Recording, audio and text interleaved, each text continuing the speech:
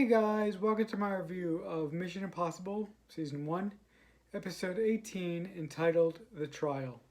In this episode, the IMF team get entrusted with stopping a deputy minister from a foreign country who has basically world domination plans for that specific country by framing a local tourist that will eventually lead him to becoming deputy premier of that country, which will ultimately give him ultimate power over that country's policies to unfriendly governments to his country, vis-a-vis the U.S. One thing that I noticed right off the bat is the subtext for who this foreign country is representing, or who this foreign country is supposed to be, isn't really that difficult to find out. I mean, there are various scenes in the courtroom since the deputy premier of this episode, or the main bad guy of this episode, is basically the trial attorney for this entire country. With that being said, there's a massive Russian tint to this episode.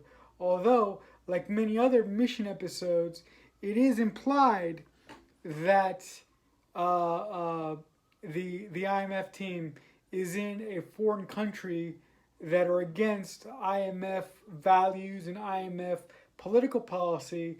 But the great thing that season 1 does, it addresses issues of the day when this show is made, but it doesn't outwardly address them. It puts them in a spy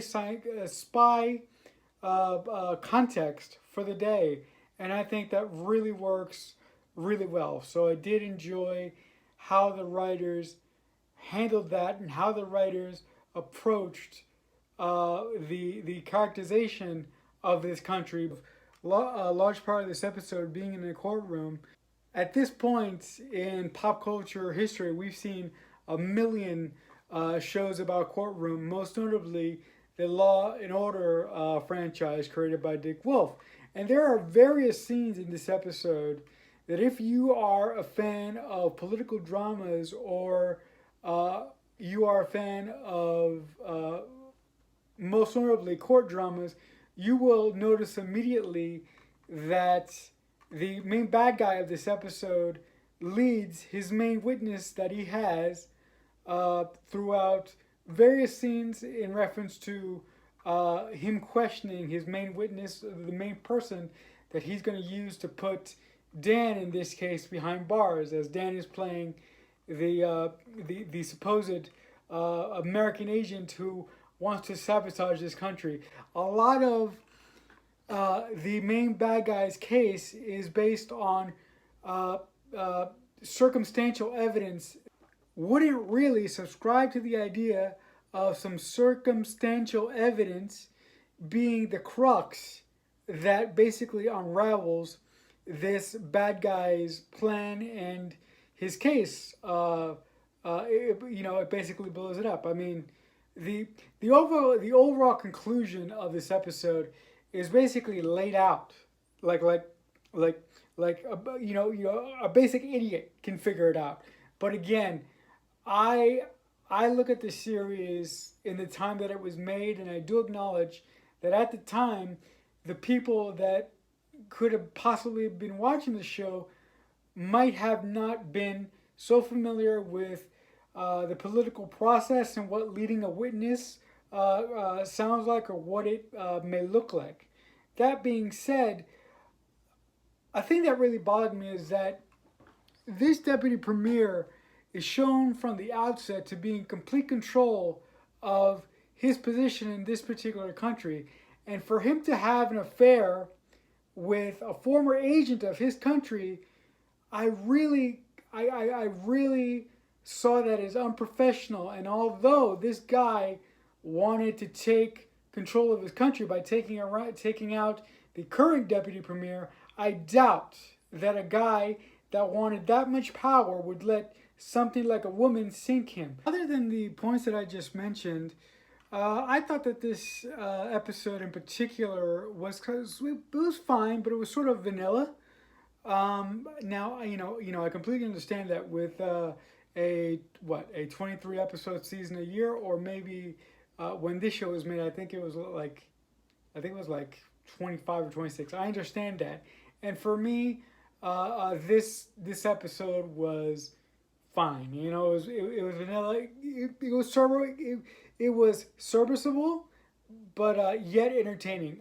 Once again, I did enjoy the political subtext of this episode.